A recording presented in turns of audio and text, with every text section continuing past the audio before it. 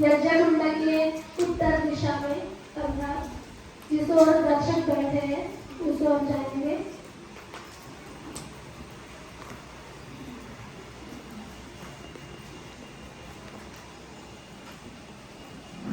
आचार्य जी पूर्वाभिमुख बैठेंगी और सभी ब्रह्मचारिणियां पश्चिमाभिमुख आचार्य जी के समक्ष। आचार्य जी को सम्मुख करके बैठना है।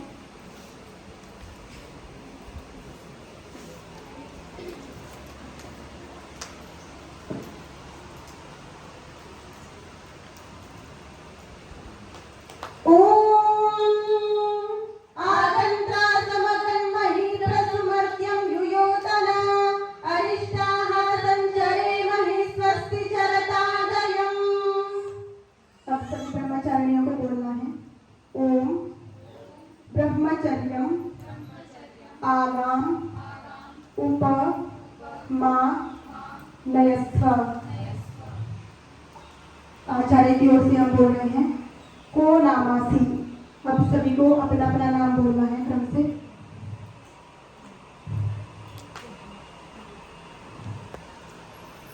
अब जलांजलि मोक्षण विधि होगी। आचार्य जी ब्रह्मचारिणियों की हथेली को जल से भरेंगे मंत्र पाठ के साथ।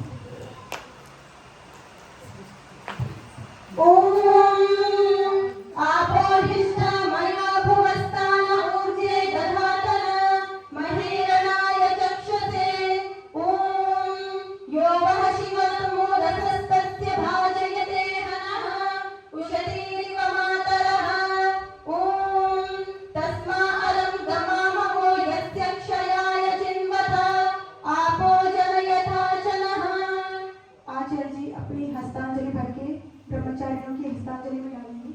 ओम तत्सवितुर्वृणीमहे वयं देवस्य भोजनं श्रेष्ठं सर्वधातमं तुरं भगस्य धीमहि। ब्रह्मचारिणी मंत्र पाठ के साथ इस जल को पृथ्वी पर डालेंगे। ओम देवस्य त्वासवितुं प्रसवेश्विनोर्बाहुभ्यां पूष्णो हस्ताभ्यां हस्तं गृह्णामि।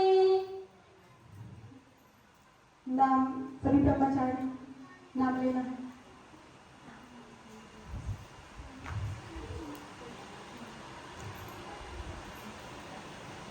पुनः ये इसी विधि को करेंगे।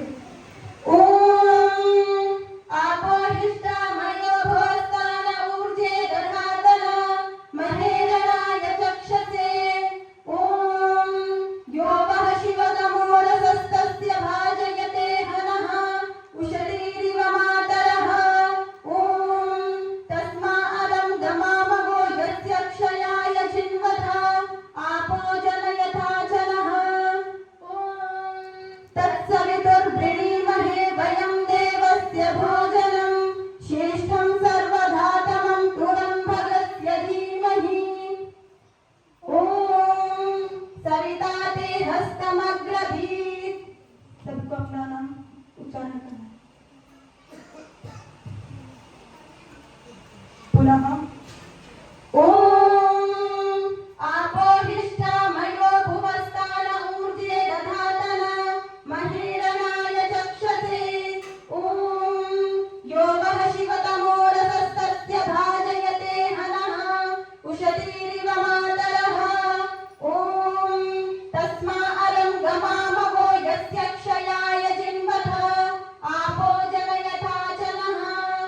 ओम तत्सवितुर्वृणीमहे वयं देवस्य भोजनं श्रेष्ठं सर्वधातमं तुरं भगस्य धीमहि। ओम अग्निराचार्यस्तव। नाम उच्चारण। जलांजलि मोक्षण विधि समाप्त हुई। अब सूर्य दर्शन विधि होगी। सभी आचार्य जी के साथ सूर्य दर्शन के लिए जाएंगे।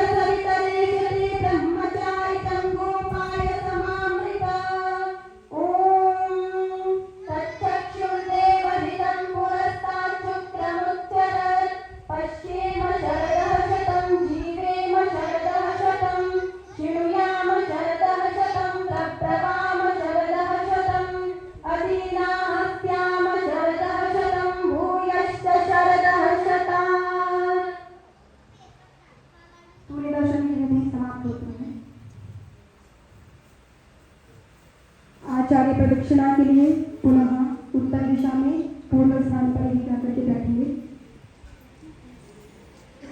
दाहिनी ओर से प्रदक्षिणा प्रारंभ करेंगे, सीधी ओर से प्रदक्षिणा प्रारंभ करेंगे।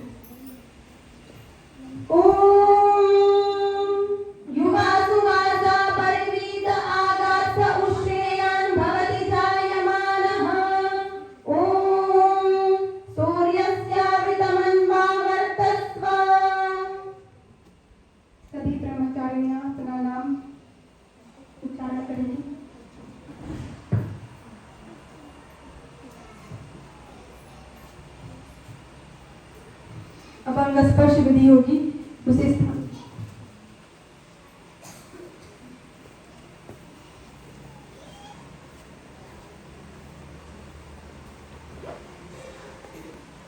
आचार्य जी दक्षिण हस्त को वस्त्र से आच्छादित करके अंग स्पर्श की विधि करेंगे।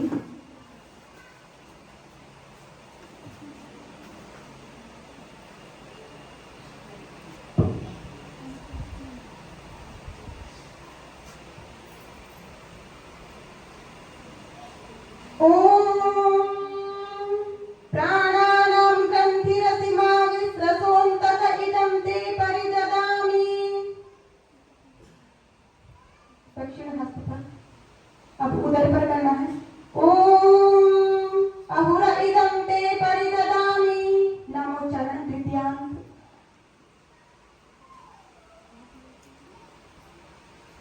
कसकां सीमां प्रज्ञां अर्चनां मनीषां। हृदय पर ओम कृष्ण इदं ते परिददामि, कसकां सीमां प्रज्ञां अर्चनां मनीषां। ओम प्रजापतये परिददामि, दक्षिण स्कंद पर, कसकां सीमां प्रज्ञां अर्चनां मनीषां। वाम स्कंद पर ओम देवाय सवित्रे परिददामि, कसक सीमा प्रज्ञा अर्चना मनीषा। अब हृदय पर स्पर्श करना है। ओम देवाय सवित्रे परिददामि, कसक सीमा प्रज्ञा अर्चना मनीषा।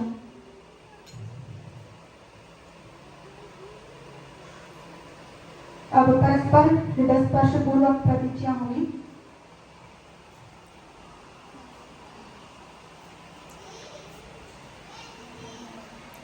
ओम मम प्रतीते हृदयं दधामि, मम चित्तमनुचित्तं ते अस्तु, मम वाचमेटमनाजुषस्व बृहस्पतिष्ठानि यनक्तु मह्यम्।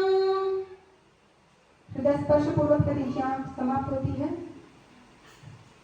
अब आचार्य की ओर से बालक को शिक्षा विधि होगी। आचार्य की ओर से हम पाठ्य बोलते हैं। को नामासी, सभी ब्रह्मचारियों को अपना अपना नाम का उच्चारण करना है। कस्य ब्रह्मचार्यसि, सभी ब्रह्मचारियों को बोलना है भवत्याः।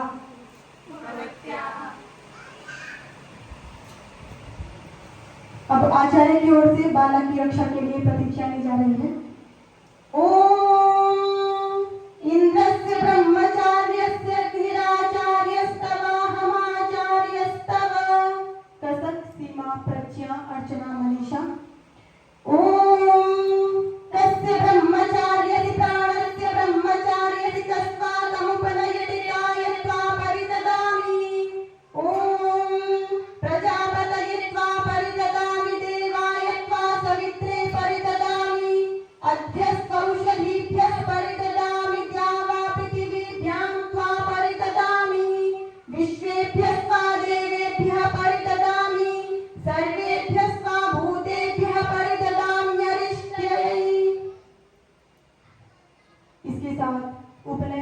संस्कार की विधि समाप्त होती है। अब वेदारंभ संस्कार प्रारंभ होगा। प्रज्ञा जी पीछे जाएंगे, संगीता जी वेदारंभ संस्कार के लिए आएंगी।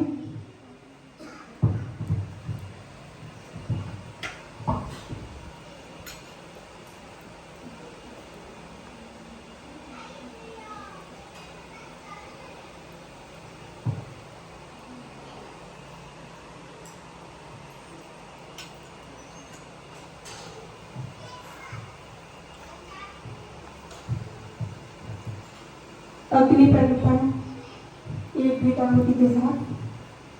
ओम उद्बुद्ध्यस्ताग्ने प्रतिजागृहित्वमिष्टापूर्ते संसृजेथामयं च अस्मिन् सधस्ते अद्युत्तरस्मिन् विश्वे देवा यजमानश्च सीदतः। चार व्याहृति गीताहुतियां। ओम भूरग्नये स्वाहा इदमग्नये इदन्नमम।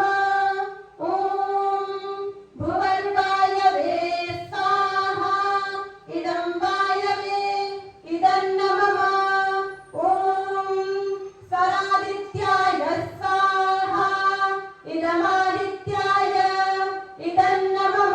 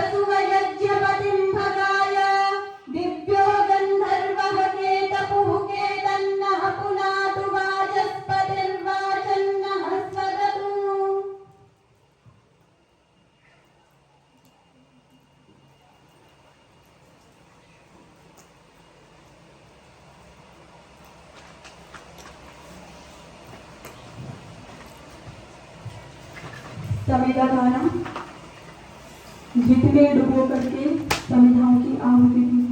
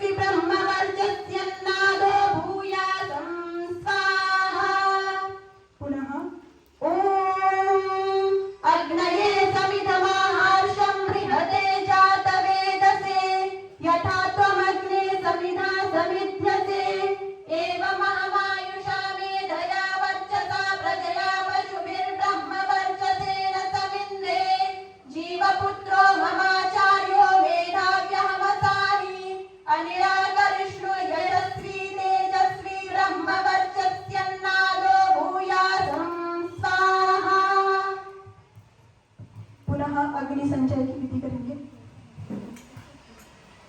ओम अग्ने सुश्रवः सुश्रवसं मा कुरु यथा त्वमग्ने सुश्रवः सुश्रवा असि एवं मां सुश्रवः सुश्रवसं कुरु यथा त्वमग्ने देवानां यज्ञस्य निधिपा असि एवमहं मनुष्याणां वेदस्य निधिपो भूयासम्। जलप्रसेचनम्।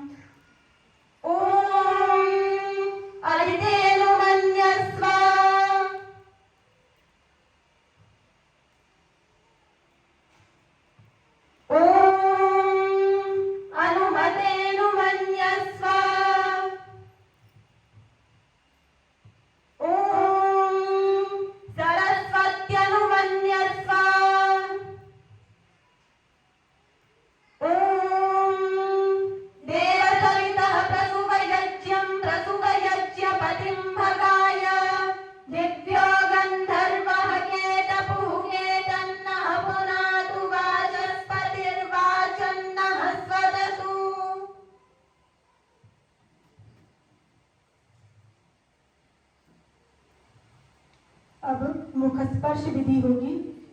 हाथ में थोड़ा सा जल लगा करके हाथों को अग्नि के सामने तपाकर मंत्र के पश्चात मुख को स्पर्श करना है।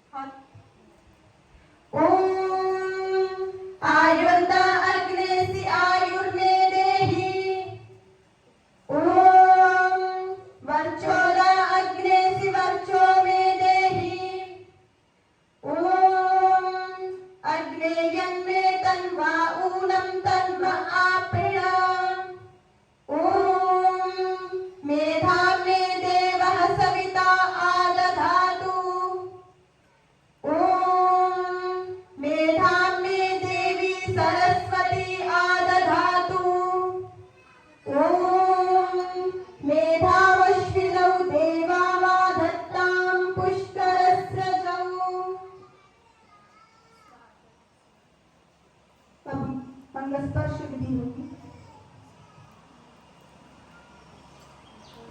मंत्र में जिन अंगों का निर्देश किया है उस अंग पर स्पर्श करते जाना है।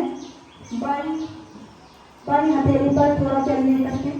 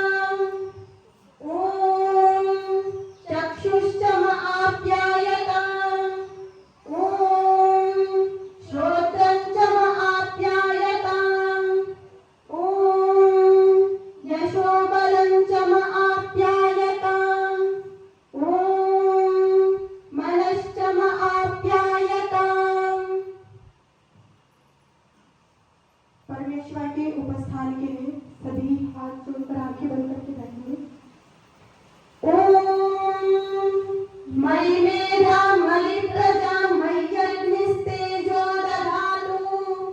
ॐ मयि मेधां मयि प्रजां मयीन्द्र इन्द्रियं दधातु।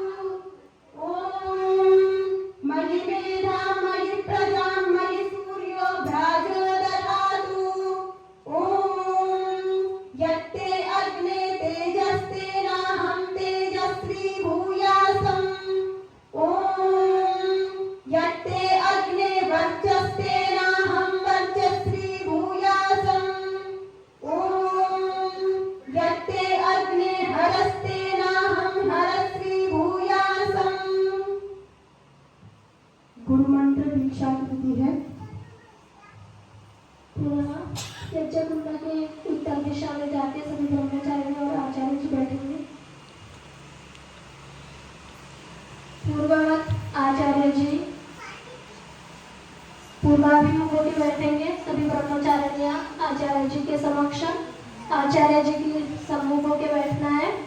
विशिष्ट पद्धति से बैठना है।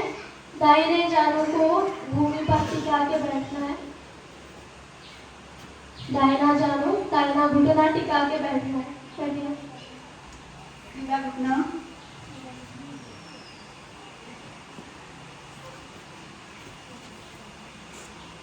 सभी ब्रह्मचारिणियां बोलेंगी।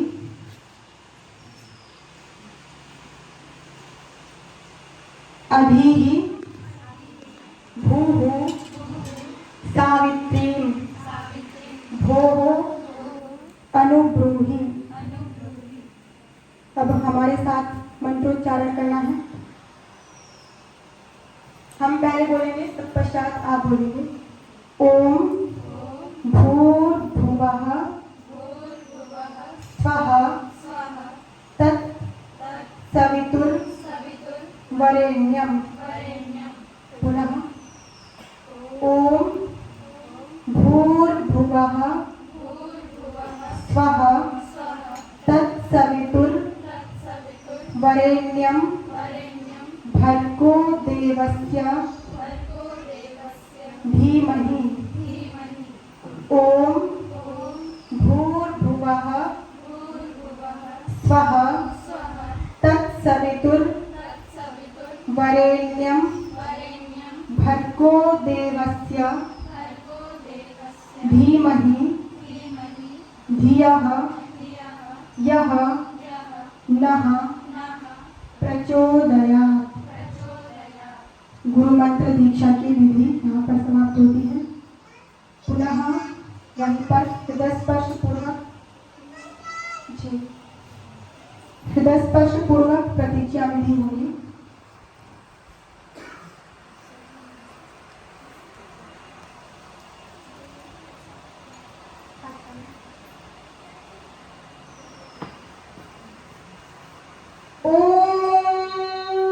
मम व्रते ते हृदयं दधामि मम चित्तमनुचित्तं ते अस्तु। मम वाचमेक व्रतोजुषस्व बृहस्पतिष्ट्वा नियुनक्तु मह्यम्।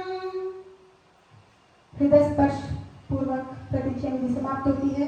अब मेखला धारण विधि होगी। अपने स्थान पर आ जाएंगे।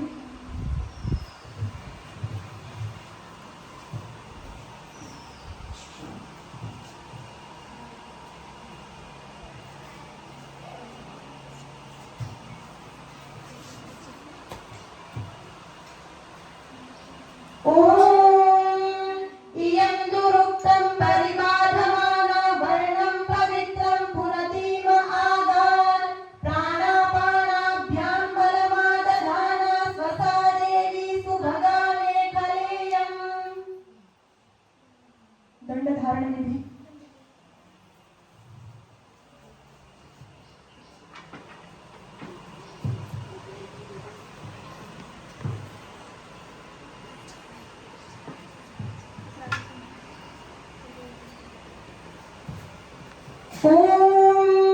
युवा सुवासाः परिवीत आगात्त उषेयान् भवति जायमानः तं धीरा सह कवय उन्नयन्ति स्वाध्यो मनसा देवयन्तः। ॐ यो मे दण्डः परापदद्वैहाय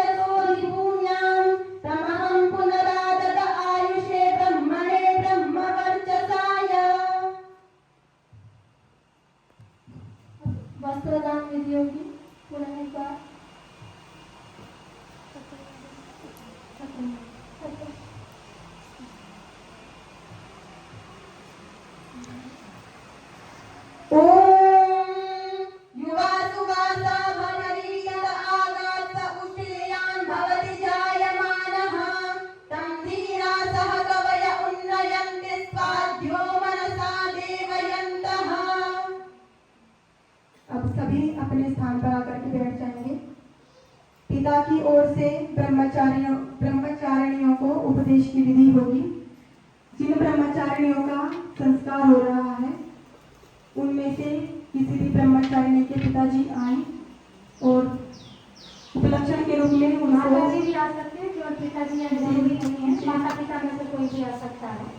बच्चे को उपदेश देना है। हमारे पास लिखा हुआ है, वही पढ़ना है आपको, अपनी ओर से नहीं बोलना है। हिंदी में लिखा हुआ है पुस्तक में। तो जो भी माता पिता, जो ब्रह्मचारी में नहीं है उनके माता पिता में से आना है। अच्छा, कक्कर जी के पिताजी आ रहे हैं, उनको आसन पे वहाँ पर लिखेंगे।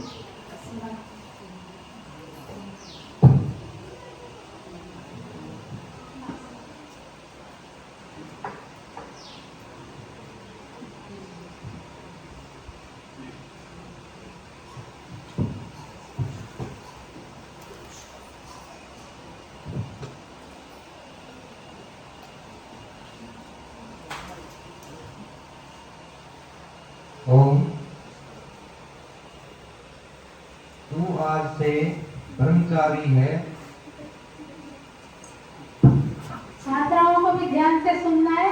ये तो प्रतिनिधि है आप सभी के माता पिताओं के, और माता पिता क्या उपदेश करके आपको गुरुकुल में छोड़ करके जा रहे हैं, ये उपदेश है। तो आपको ध्यान से सुनना है कि माता पिता ने आपको क्या सूचना दी, सलाह दी है।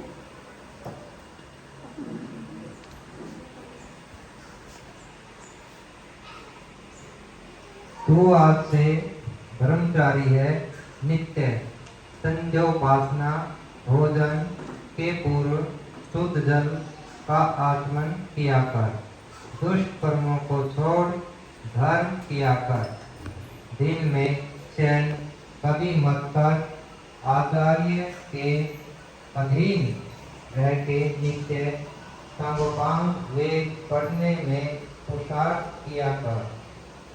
एक सांगोपांग वेद के लिए 12 वर्ष पर्यंत ब्रह्मचर्य अर्थात वर्ष तक 48 वर्ष तक का, जब तक सांगोपांग चारों वेद पूरे होए तब तक अखंडित ब्रह्मचर्य का कर।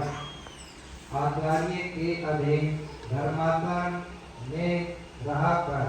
परंतु यदि आचार्य धर्माचरण व अधर्म करने का उपदेश करे उसको तू कभी मत मान और उसका आचरण मत कर। क्रोध और मिथ्या भाषण मत मान और उसका आचरण मत कर। क्रोध और मिथ्या भाषण करना छोड़ दे। 8 प्रकार के मैथुन को छोड़ देना। भूमि में शयन करना। पलंग आदि पर कभी न सोना। कोचिलव अर्थात गाना बजाना तथा नृत्य आदि निषिद्ध कर्म बंद और उज्जैन का सेवन मत कर। अति स्नान, अति भोजन, अधिक निद्रा, अधिक जागरण, निंदा, लोभ, मोह, भय, शोक का ग्रहण कभी मत कर। रात्रि के चौथे पहर में जाग आवश्यक शौचादि, धन धावन, स्नान, संध्योपासना, ईश्वर की स्तुति प्रार्थना और उपासना योगाभ्यास का आचरण नित्य किया कर। शौर मत करा। मांस, रूखा, शुष्क अन्न मत खा और मद आदि मत पी। बैल, घोड़ा, हाथी, ऊंट आदि की सवारी मत कर। गांव में निवास, जूता और शस्त्र का धारण मत कर। लघु शंका के बिना उपस्थ इंद्रिय के स्पर्श से वीर्य प्लक्षण कभी न करके वीर्य को शरीर में रखे निरंतर उद्धृता अर्थात वीर्य को नीचे मत गिरने दे। इस प्रकार यत्न से वर्ता कर तिलादी से अनुवर्धन उतना अति खट्टा इमली आदि अति तीखा लाल मिर्ची आदि कलेसा करड़े आदि अक्षार अधिक लवण आदि और बेशक धमाल घोटा आदि तेलियों का सेवन मत कर। नित्य युक्ति से आहार विहार करके विद्या ग्रहण में यत्नशील हो। उसे घोड़ा बोलने वाला सभा में बैठने योग्य गुण ग्रहण कर मेखला और दंड का धारण शिक्षाकरण अग्निहोत्र स्नान संध्योपासना आचार्य का प्रियकरण प्रातःसाय आचार्य को नमस्कार करना ये तेरे नित्य करने के कर्म और जो निषेध किए वे नित्य न करने के कर्म हैं।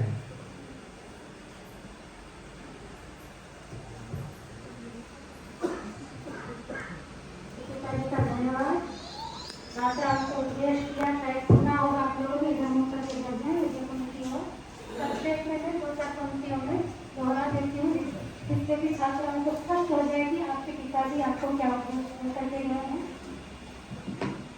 गुरुकुल का जो अनुशासन है संक्षेप में बता रही थी उस अनुशासन का पालन करना है, आचार्य की आचरण करना है और आचार्य यदि धर्माचरण करने को कहें तो करना नहीं है। बाकी आचार्य का जो अनुशासन है अनुशासन का पालन करना है। संसाधनों का अति प्रयोग नहीं करना है, जैसे जूता चप्पल छाता आदि का धारण आवश्यकता हो तभी करना है, अनावश्यक शौक के मारे किसी घर पे हमारी आदत पड़ जाती है हम बिना जूते के घर के कमरों में भी भ्रमण नहीं करते हैं तो उस तरह का जीवन मुख्य काम ब्रह्मचारी आश्रम में है। जंगल में आए हुए हैं, घर बार छोड़ करके आए हुए हैं, तपस्या का आचरण है, यहाँ पर आश्रम है, यहाँ पर अपना निर्माण करना शारीरिक भी मानसिक। इसके लिए संसाधनों का सीमित मात्रा में प्रयोग अत्यंत आवश्यक है। अति सर्वत्र वर्जय भोजन में भी खान पान में भी औषध आदि में भी सर्वत्र ही अनावश्यक स्नान आदि नहीं करना। आवश्यक शुद्धि जरूर करनी है, अनावश्यक हमको कोई भी कार्य नहीं करना है और विशेषकर अनुशासन का पालन करना है। पिताजी की ओर से आपको उपदेश है संक्षेप में। अब आगे की विधि शुरू होने से पहले संक्षेप में 2-4 मिनट के लिए जो अब तक हमने किया क्या क्या संकल्प छात्राओं ने लिए हैं यज्ञोपवीत संस्कार के माध्यम से और वेदांत संस्कार के माध्यम से। आपने देखा होगा कि हमने छात्रा का परिवर्तन किया, एक छात्रा का एक प्रज्ञा जी को यज्ञोपवीत संस्कार करवाया और संगीता जी का हमने वेदांत संस्कार करवाया है। ये परिवर्तन हमने इसलिए किया है कि प्रज्ञा जी को घर जाना है, उनको कुछ समस्या है पर वो यज्ञोपवीत संस्कार करना चाहती थी, इसलिए हमने उनका यज्ञोपवीत संस्कार किया है। वेदांत संस्कार उनका करते हैं जो गुरुकुल में वेद अर्थात ज्ञान, जो गुरुकुल में जिनकी शिक्षा शुरू होनी है उसका वेदांत संस्कार करते हैं। संगीता जी पिछली बार आई थी, अभी नहीं गई थी तो उनका यज्ञोपवीत संस्कार हमने कर दिया था, वेदांत संस्कार नहीं किया था। इनकी इच्छा की वेदांत संस्कार की, इसलिए हमने आज संगीता जी का वेदांत संस्कार किया है। सबसे पहली जो विधि थी यज्ञोपवीत संस्कार में भी थी और अपने वेदांत संस्कार में भी थी वस्त्रदान। यज्ञोपवीत संस्कार की शुरुआत ही वस्त्रदान से हुई है। गुरुकुल की ओर से आचार्य छात्र को वस्त्र देता है। वस्त्र एक केवल मात्र उपलक्षण है, अन्य जो भी आवश्यक सामग्री है विद्यार्थी गुरुकुल में रहेगा। भोजन चाहिए, रहने को भवन चाहिए, सोने के लिए बिस्तर चाहिए, खाने पीने के लिए भोजन चाहिए, पुस्तक है, पढ़ाई आदि के लिए बीमार हो जाए मेडिसिन दवाइयाँ चाहिए, जो भी आवश्यक साधन सामग्री है ये वस्त्र के माध्यम से उपदेश किया जा रहा है कि ये सारी साधन सामग्री, वस्त्र तो केवल उपलक्षण है कि अब छात्रा का ये संकल्प है छात्रा का कि गुरुकुल से जो साधन सामग्री प्राप्त होगी वो उसका ही प्रयोग करेगी, चाहे पेन हो, चाहे पेंसिल हो, चाहे डायरी हो, जो भी। क्योंकि हमारे घर पे ऐसी आदत होती है कि दो समूह में रहते हैं, अब घर पे तो एक दो बच्चे होते हैं तो घर की सुविधाओं में गुरुकुल की सुविधाओं में अंतर तो होगा। आवश्यकता की पूर्ति जरूर हो जाएगी गुरुकुल में भी, पर जो इच्छा की पूर्ति कि इतनी ऐसी कॉपी होनी चाहिए, ऐसी लेखनी होनी चाहिए, इतनी लेखनी होनी चाहिए, ऐसी रबड़ होनी चाहिए, ऐसे जूते होने चाहिए। इन सब इच्छाओं का आज से संकल्प लिया छात्राओं ने कि त्याग करेंगे, और इस त्याग में माता पिता का भी सहयोग अत्यंत अनिवार्य है। और माता पिताओं को भी समझना है कि आपकी बेटी ने, आपकी बच्ची ने संकल्प किया है कि वो गुरुकुल से जो सामान मिलेगा उसका ही प्रयोग करेगी। तो माता पिता को भी चाहिए कि गुरुकुल में बच्ची का प्रवेश हुआ है तो आपकी एक ही बच्ची नहीं है, आपकी 25 बच्ची हैं। जितनी गुरुकुल की छात्राएं वो सब छात्राएं आपकी बेटी हैं। गुरुकुल क्योंकि आप लोगों के सहयोग से ही चलता है, ऐसे अपने आप नहीं चलता है। हमारे पास कोई स्टेट नहीं लगे हुए कि हम अपने आप गुरुकुल चला लें। आप लोगों के सात्विक सहयोग से गुरुकुल चलता है। आप लोग ही दान देंगे, आप लोग ही वस्तुएं देते हैं। पर ध्यान रखना है कि केवल एक बेटी के लिए सामान लाने की छूट है आपको गुरुकुल की परंपरा के अनुसार, पर ये ध्यान रखना है कि अब 25 बेटियां हैं, उस हिसाब से चिंतन कर रहे हम सामान लाए, वस्तु लाए, जो भी लाए। तो ये छात्राओं का भी संकल्प है, और उसके साथ साथ उनका सहयोग माता पिता भी करेंगे और समाज के लोग भी हैं उनको भी कहेंगे, क्योंकि अपनी परंपरा है गुरुकुल की परंपरा, क्योंकि अब सामान्य नहीं रही है। तो आम जनता में इसका पता नहीं होता है कि भाई गुरुकुल में किस तरह की व्यवस्था होती है, किस तरह से विद्यार्थियों को रहना होता है, क्या नीति नियम का पालन करना होता है। तो ये माता पिता और जो भी अतिथि महानुभाव आए हैं सबके लिए ही ये सूचना है कि अब गुरुकुल के अंदर उस तरह की व्यवस्था होनी चाहिए जिससे कि सबको एक समान, हर चीज सबको समान रूप से मिले। दूसरा, इन लोगों ने सूर्य दर्शन भी किया था। यज्ञ कोई संस्कार के समय सूर्य दर्शन किस लिए करवाया जाता है? क्योंकि सूर्य की जो गति है वो एक सुनिश्चित गति है और वो कभी अपने अनुशासन का भंग नहीं करता है। जो अनुशासन ईश्वर ने उसको दे दिया, उसी अनुशासन में चलते हुए अपना पूर्ण पुरुषार्थ करते हुए समस्त संसार को स्वयं भी प्रकाशित होता है और समस्त संसार को भी प्रकाशित करता है। तो इस सूर्य दर्शन के माध्यम से छात्राओं ने संकल्प लिया है कि गुरुकुल का जो अनुशासन है उसी अनुशासन में चलते हुए हम स्वयं को भी प्रकाशित करेंगे और इस प्रकाश को स्वयं तक सीमित नहीं रखेंगे, संसार में इसका फैलाव करना है, प्रचार प्रसार करना है। तो उस योग्यता के साथ हमको ज्ञान के प्रकाश को धारण करना है जिससे कि हम समाज में जाकर के इस प्रकाश को दे सके। एक आचार्य प्रदक्षिणा की भी क्रिया हुई थी जिसमें हाथ जोड़ करके छात्राओं ने आचार्य की प्रदक्षिणा की थी। उसमें भी यही संकल्प है छात्राओं का कि आज से आचार्य ही उसका केंद्र है। आचार्य के अतिरिक्त और कोई उनका संसार में जब तक गुरुकुल में रहेंगे तब तक हितैषी नहीं है। जो आचार्य ने कहा बस वही सुनना है। जैसा आचार्य ने आदेश दिया, नियम अनुशासन दिए हैं, उसमें 100% चलना है। ये पिताजी भी उपदेश दे करके गए हैं कि आज से आचार्य के अनुशासन में चलना है। तो हमको ध्यान रखना है आचार्य का अनुशासन माता पिता के अनुशासन की तरह तो नहीं ही होगा, क्योंकि आप लोगों को अनुभव करा करके हम संस्कार करते हैं। तो आप लोगों को भी पता है कि आचार्य का अनुशासन थोड़ा तो अलग होगा और थोड़ा कठिन भी होगा, पर श्रद्धा के साथ, समर्पण के साथ करते हैं। तो आचार्य यदि मृत्यु कहा जाता है फिर भी मृत्यु में जीवन देने के लिए ही आती है। मृत्यु कभी किसी को मारने के लिए नहीं आती है। तो आचार्य का अनुशासन हो सकता है थोड़ा कठिन पड़े, माता पिता को भी घर से शिकायत आएगी दुर्भाग्य के माध्यम से, तो माता पिता भी थोड़ा सजग हो जाएंगे, क्योंकि कठिनाई होती तो बच्चा माँ बाप को ही कहेगा और किसको कहेगा। तो माता पिता को भी चाहिए कि बच्चे को इस तरह से प्रेरणा करें जिससे कि बच्चा अनुशासन में चले। ऐसा नहीं कि हाँ बेटी मैं आ रहा हूँ, फ्लाइट से आ रहा हूँ, तू एक दिन रह जा, सुबह ही पहुँच जाता हूँ। ऐसे भी माता पिता हमने देखे हैं तो गुरुकुल में बच्चे को छोड़ के जाते हैं और बच्चे जरा सा भी सही है गलत है आचार्य को कोई पूछता नहीं। बच्ची ने बता दिया तो सीधे बच्ची की बात को विश्वास कर लेते हैं।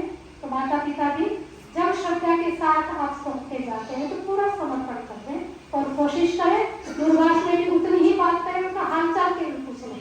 ये नहीं कि घर की सारी सूचनाएं दें, 10-15 मिनट में बहुत बातचीत हो जाती है।